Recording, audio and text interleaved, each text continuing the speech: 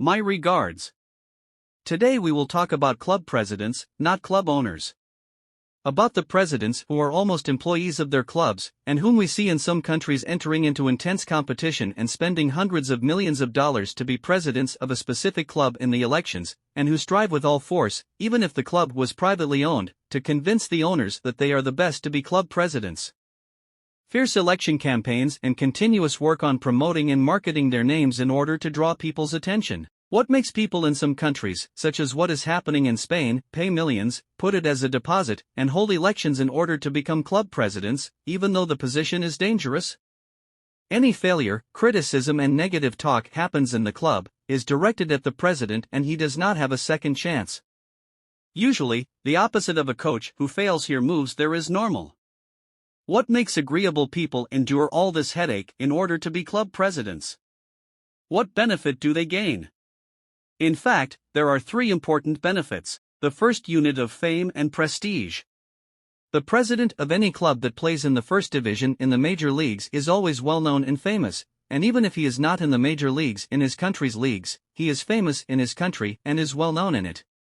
This position gives the person a prominent social status, and usually club presidents have another special position, a special job for themselves that is large and important. For example, it is known that Laporta is an important and famous lawyer in Spain, and it is known that Florentino Perez owns one of the largest real estate development companies in the world. But if these two go to press conferences and interviews, for example, to talk about their job, many people will not listen to them. But when they go out they talk about Real Madrid or Barcelona, and if they talk for 3 hours, people will listen to them and repeat their statements for months, with fame and interest, and this prestige allows the club president to build a great network of relationships that benefit him in his work in the first place.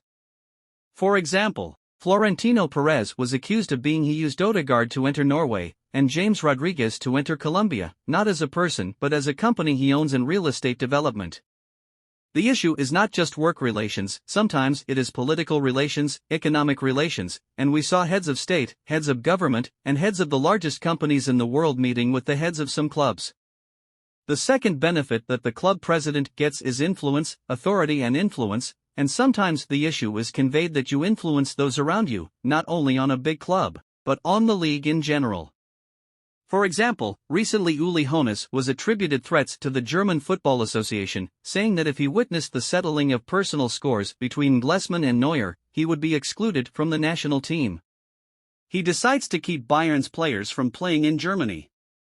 This influence may become among club presidents in their country to the point that one day we expect Florentino Perez to nominate himself and become Prime Minister of Spain, but he himself, when they asked him this question, said no, he is not interested. And we also mentioned Berlusconi, yes.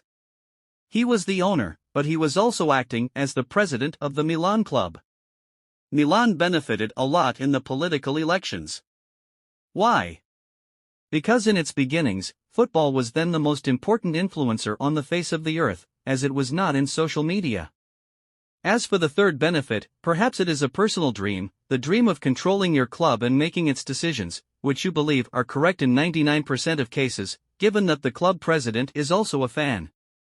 For this team, for example, Laporta is not only a fan of Barcelona. Laporta is obsessed with Barcelona to a level. He is young, he used to cut his hair like Johan Cruyff, the legend of the club, and our dream is for all of us to have the ability to influence the decisions of our club. When we see it going the wrong way, we buy a specific player, we sell a player. A Manchester United fan dreams of owning the club. If for 4 minutes he sells them, Harry Maguire, and he comes back, and you can interfere in the design of your club's shirt and logo, and you can sign a contract with the coach that you deem appropriate for the team. It is possible that you, as a Juventus fan, if you become president, can fire Allegri with these words that I said. Now it is actually powers in the hands of the club president, and this position is the only position that feeds your desire to run the club as you want. The other positions are always someone higher than you who can say no, and it is not a mistake. Club presidents are motivated by passion, affection and encouragement, because sometimes they know what is wrong with this. The team. Those who know him and his guardians know his history and influence, and therefore he can take correct decisions unexpectedly, and usually the calculations of these people are purely mathematical in search of creating a team that competes on the field without entering into any other calculations. These are the benefits that the club president gains: strong relationships that help him financially in his private work, strong acquaintances and relationships in the country that enable him to continue his life, of course, in addition to the most important thing in the end, that he is able to achieve a moral achievement for himself as a fan who runs his club.